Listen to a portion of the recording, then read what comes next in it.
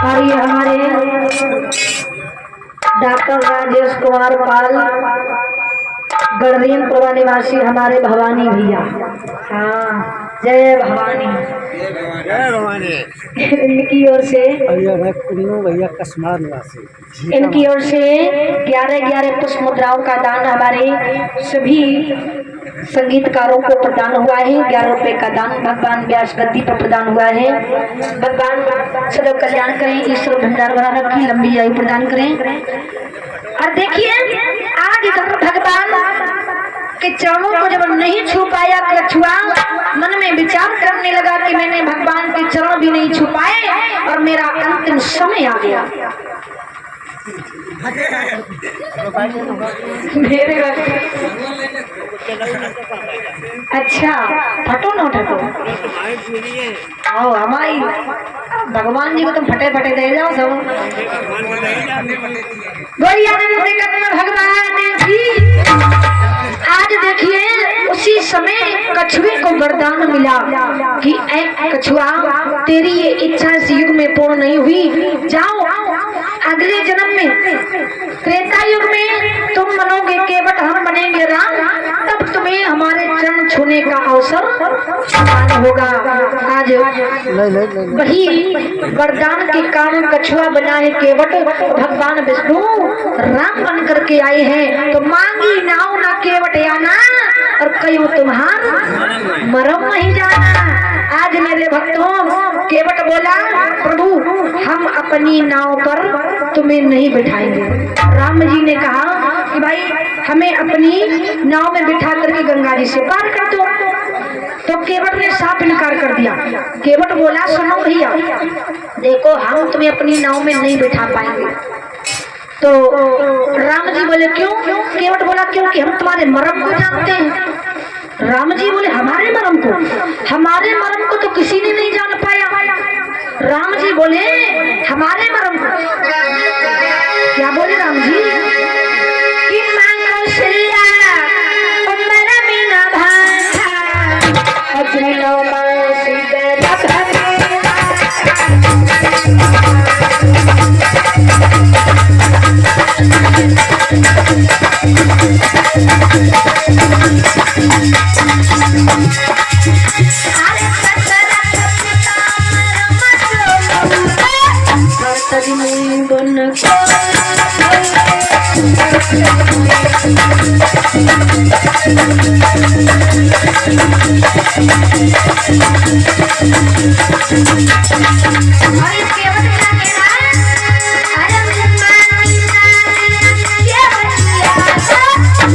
तुम्हारी मैं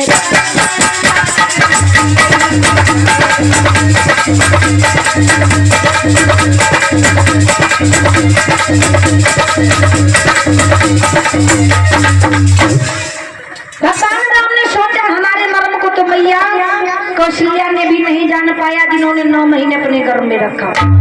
हमारे पिता को अगर हमारे मर्म के बारे में पता चल जाता तो वो हमें वन को ना भेजते, अपने प्रण को त्याग देते। और ये केवट कह रहा हम तुम्हारे मर्म को जानते। केवट कह रहा है देखो हम तुम्हारे मर्म को जानते, अपनी नाव पर नहीं बिठा पाएंगे। उसी समय लक्ष्मण जी ने केवट से कहा भैया एक बात बताओ, हमारे भैया को तुम अपनी नाव पर क्यों नहीं बिठा पाओगे? केवट ने कहा क्योंकि हमें तुम्हारे भैया के बारे में कुछ शंका है। कैसी शंका? जरूर बनाइए।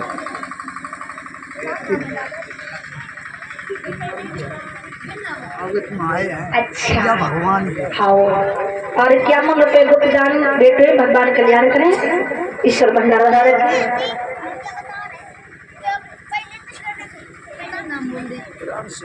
और ये हमारे चाचा राम सेवक जी की ओर से 51 रुपए भगवान के चरणों में 21 रुपए का दान हमारे सभी संगीतकारों को प्रदान हुए। परमात्मा सदैव कल्याण करें, ईश्वर का भंडार भरा रखे, लंबी आयु प्रदान करें।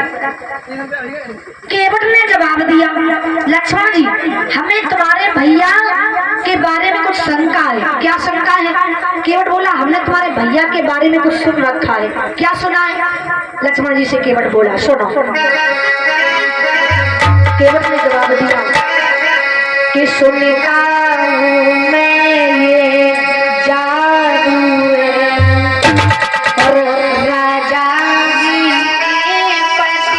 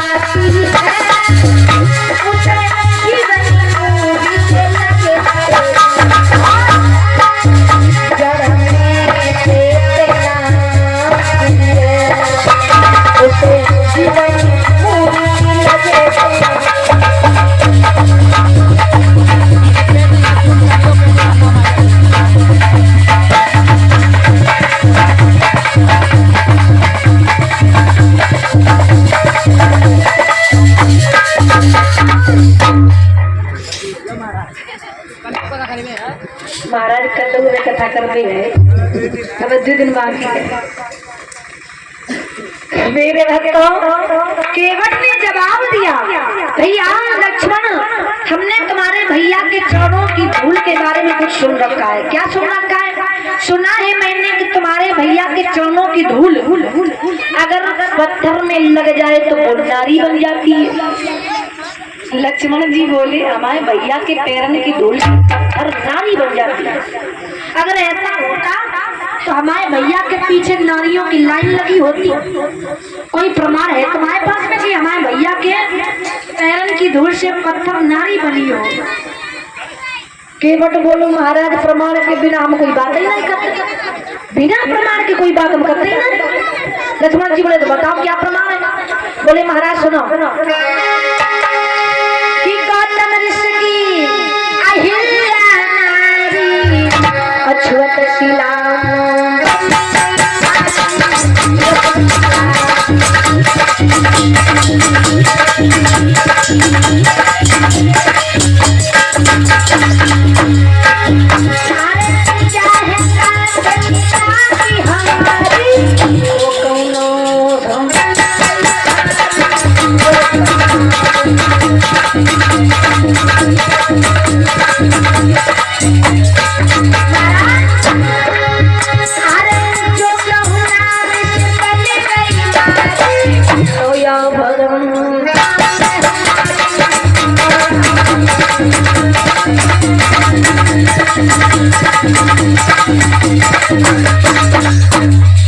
मेरे भक्तों, इधर केवट ने जवाब दिया, भैया हमने सुना है तुम्हारे भैया के चरणों की धूल से गौतम ऋषि की नारी जो पत्थर थी, श्राप के कारण पत्थर की थी, आपके भैया के पैर की धूल लगने से वो नारी बन गई। जब वो नारी बन सकती है तो हमारी तो जा काठ की नौका है, जाए नारी बनने में कितनी देर लगे है?